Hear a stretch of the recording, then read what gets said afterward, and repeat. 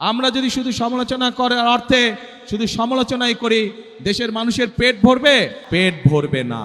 অমুক জায়গায় এত বেডের হসপিটাল করব, তমুক জায়গায় এত বেডের হসপিটাল করব, কিন্তু আমরা তা বলতে চাই না আপনাদেরকে।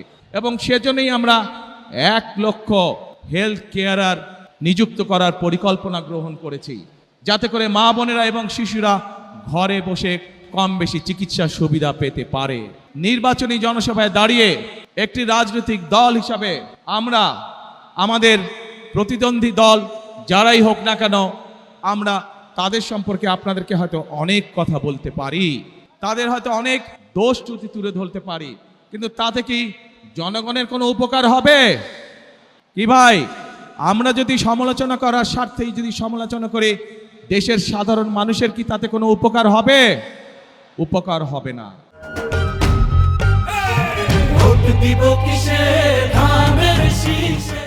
আমরা যদি শুধু সমালোচনা করার অর্থে শুধু সমালোচনাই করি, দেশের মানুষের পেট ভরবে?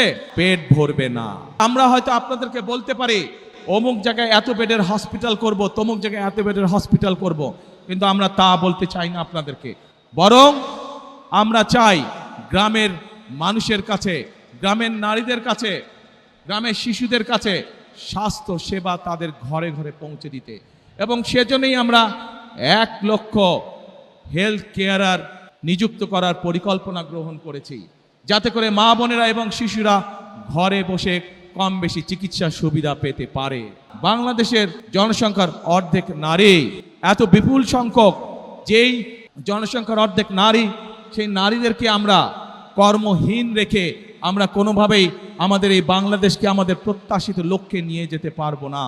এবং সেই জন্যই এই নারীদেরকে দেশনেত্রী খালেদা জিয়া যখন দেশ পরিচালনার দায়িত্বে ছিলেন, তখন আপনারা দেখেছেন উনি স্কুল থেকে শুরু করে ইন্টারমিডিয়েট পর্যন্ত মেয়েদের শিক্ষা ব্যবস্থা ফ্রি করে দেওয়ার ব্যবস্থা করেছিলেন।